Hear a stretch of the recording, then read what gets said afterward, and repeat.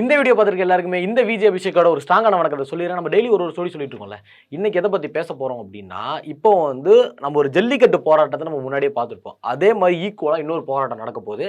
இதுவும் யாரால அப்படின்னு பார்த்தோம் அப்படின்னா, திமுக செஞ்ச ஒரு மிகப்பெரிய துரோகத்தினால தான் இந்த ஒரு பெரிய ஒரு போராட்டம், ஆர்ப்பாட்டம், பேரணி எல்லாமே நடக்க போகுது அப்படின்றதான் இந்த வீடியோ நம்ம ஃபுல்லாக பேச போகிறோம். அது என்ன போராட்டம், என்ன ஆர்ப்பாட்டம், என்ன பேரணி அப்படின்றத நீங்கள் தெரிஞ்சுக்கணும் அப்படின்னா இந்த வீடியோ ஃபுல்லாக பாருங்கள். நான் உங்கள் விஜய் அபிஷேக், இது நம்ம ஜெம் டிவி.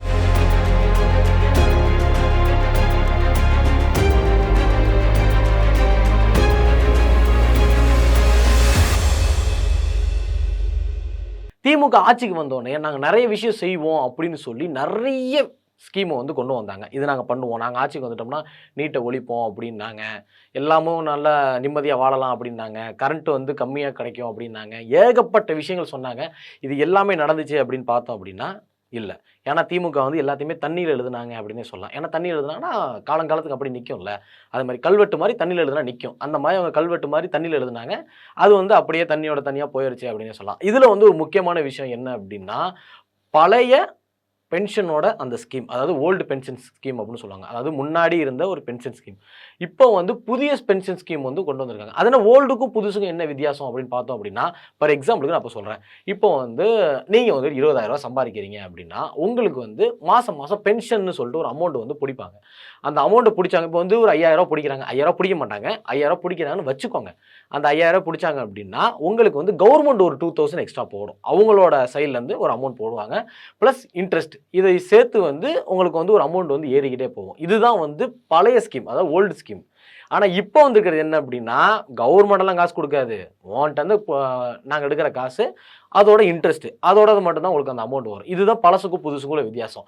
இந்த புதுசு எங்களுக்கு வேணாம், கவர்மெண்ட் நீங்கள் எனக்கு காசு கொடுங்க அப்படின்றது தான் இவ்வளோ நாளாக போராட்டம் நடந்துக்கிட்டே இருக்குது. யாருக்குன்னு பார்த்தோம் அப்படின்னா, அதாவது அரசு ஊழியர்கள், அதாவது கவர்மெண்ட் ஜாபில் இருக்கிறவங்க, டீச்சர்ஸாக இருக்கட்டும், அதுக்கப்புறம் அந்த விவோ ஆஃபீஸில் ஒர்க் பண்ணுறவங்களா இருக்கட்டும், அந்த மாதிரி கவர்மெண்ட் ஜாபில் இருக்கிற எல்லாருமே இதுக்கு வந்து பெருசாக வந்து போராட்டம் பண்ணிட்டு இருக்காங்க அப்படின்னு சொல்லலாம். நிறைய நாள் வந்து கவர்மெண்ட் ஸ்கூல்கள் லீவ் விட்டுருப்பாங்க.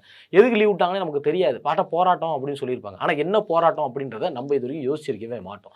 இது வந்து பார்த்தோம் அப்படின்னா 2017 டிஎஸ் ஸ்ரீதர் இவர் தலைமையில் வந்து ஒரு குழு அமைக்கப்பட்டு, ஓகே இதை பற்றி கொஞ்சம் விசாரிக்கலாம் அப்படின்னு சொல்லி ஒரு விசாரணை ஒன்று நடந்துச்சு.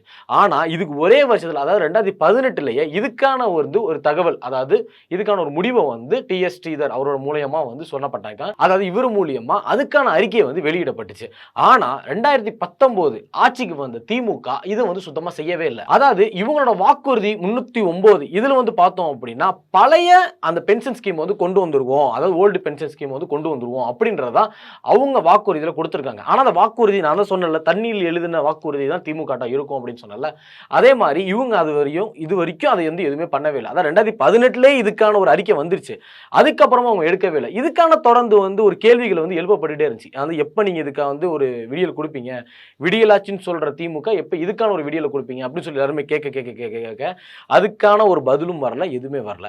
ஆனா இதுக்கப்புறம் வந்து புதுசா இன்னும் ஒரு டீமை வச்சு இதுக்கான இன்வெஸ்டிகேஷனை ஸ்டார்ட் பண்றாங்க.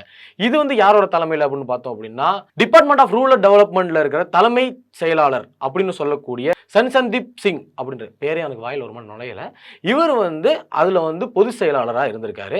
அது மட்டும் இல்லாம இப்ப அமைக்கப்பட்டிருக்க இந்த குழுவுக்கு இவர் தான் தலைவர். இவருக்கு கீழே ஒரு 3 மெம்பர்ஸோட இப்ப இதுக்கான இன்வெஸ்டிகேஷன் நடந்துகிட்டு இருக்கு. இன்வெஸ்டிகேஷன் நடக்குதா இல்லையா அப்படின்றது தெரியல, ஆனா நடக்குது அப்படின்னு தான் சொல்றாங்க. இதுக்கான வந்து ஒரு எப்படி சொல்றது, இதுக்கான ஒரு அறிக்கை, இதுக்கான அறிக்கை வந்து பிப்ரவரி மாதம் 4ஆம் தேதி விடுவோம் அப்படின்னு சொல்லியிருக்காங்க. எதுக்கு பிப்ரவரி மாதம்? முதல்ல எதுக்கு இன்னொரு குழுன்னு முதல்ல மக்கள் எல்லாருமே கேட்டுட்டு இருக்காங்க. என்ன அப்படின்னா, இருக்கிற பொண்டாட்டியே பார்த்துக்க முடியல, எனக்கு எதுக்கடா வப்பாட்டி அப்படின்ற மாதிரி ஏற்கனவே ஒரு குழு அமைச்சு அதுக்கான அறிக்கையை விட்டாச்சு, மறுபடியும் இன்னொரு குழு அமைச்சு எதுக்கு இன்னொரு அறிக்கையை விடணும் அப்படின்ற கொஸ்டின் தான் எல்லாருக்குள்ளேயே வந்திருக்கு அப்படின்னு சொல்லலாம். இது வந்து எப்படின்னா காலத்தை வந்து ஓட்டுறது. ஏன்னா இப்போ 4.5 வருஷம் ஆக்சுவலாக முடிஞ்சிருச்சு. திமுகவோட ஆட்சி 4.5 வருஷம் முடிஞ்சு இன்னொரு 1/2 வருஷம் தான் இருக்குது, 6 மாதம் தான் இருக்குது அவங்களோட ஆட்சிக்கு.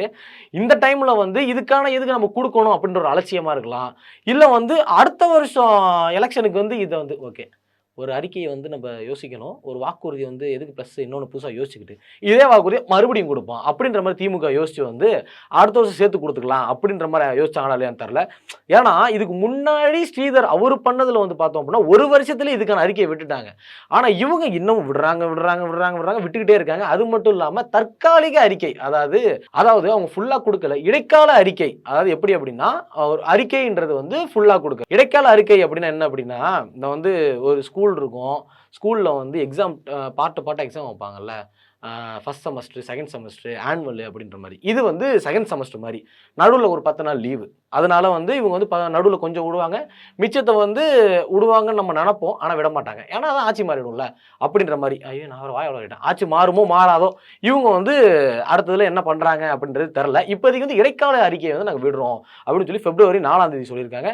இது எந்த அளவுக்கு கரெக்ட் அப்படின்றது தெரியல. ஏன்னா ஃபர்ஸ்ட்டே ஒருத்தவங்க அறிக்கையை விட்டாங்கன்றப்ப இவங்க அதுக்கான சொல்யூஷன் குடுத்துருக்கணும். பட் ஆனா அதுக்கான சொல்யூஷன் குடுக்கல. மறுபடியும் புதுசா ஒரு டீமை வச்சு ஒரு ஒரு ஜோக் பண்ணிட்டு இருக்காங்க.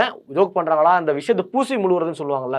அதாவது சிபிஐ விசாரணைன்றது என்ன அப்படின்னா, ஒரு கேஸ வந்து இழுத்துக்கிட்டே போறது தான் சிபிஐ விசாரணை அப்படின்னு வந்து ஒரு பேச்சு பொருள் இருக்கு. யார் நான் சொல்லல. தாவேக்கால ஒருத்தர் சொன்னாரு. சரிங்களா? ஆனா நான் சொல்லலங்க. தாவேக்கால தான் சொன்னாங்க.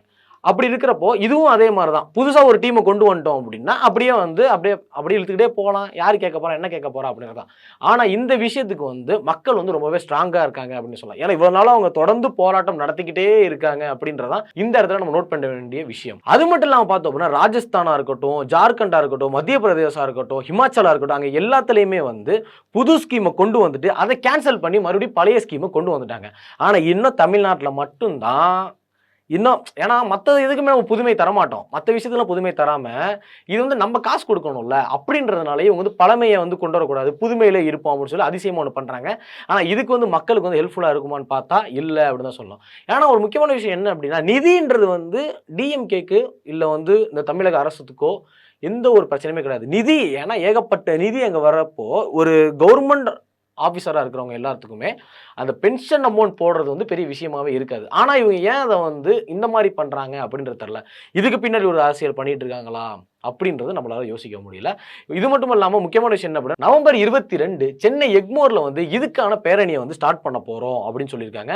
அதுக்கப்புறம் டிசம்பர் 11ஆம் தேதி இதுக்கான போராட்டம் ஒரு முழு நாள் வரைக்குமே வந்து இவங்க வந்து எந்த ஒரு வேலைக்குமே அதாவது கவர்ன்மெண்ட் ஆபீசர் வேலைக்கு போமாட்டாங்க. இதுக்கான போராட்டத்திலே மெயின்டெயின் பண்ணி இருப்பாங்க. அதாவது ஒரு நாள் அப்படி சொன்னாங்க.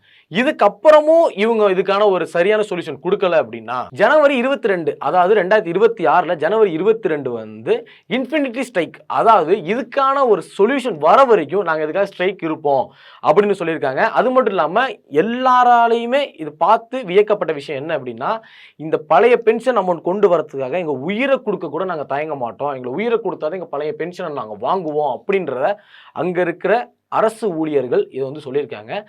நான் என்ன கேட்கிறேன் அப்படின்னா, அப்போ விடியல் ஆட்சி கொண்டு வரணும் அப்படின்னு சொல்லி வந்த இந்த திமுக ஆட்சி ஒரு விடியலை கொடுக்குமா அப்படின்னா ஒரு பெரிய கொஸ்டின் மார்க்காக தான் இருக்கு. இதுக்கான பதில் கொஸ்டின் மார்க் வந்து வேற ஒரு புல் ஸ்டாப்பா மாறணும் அப்படின்னா அவங்க எடுக்க போற டிசிஷன்ல தான் இருக்கு அப்படின்னு தான் நான் நினைக்கிறேன்.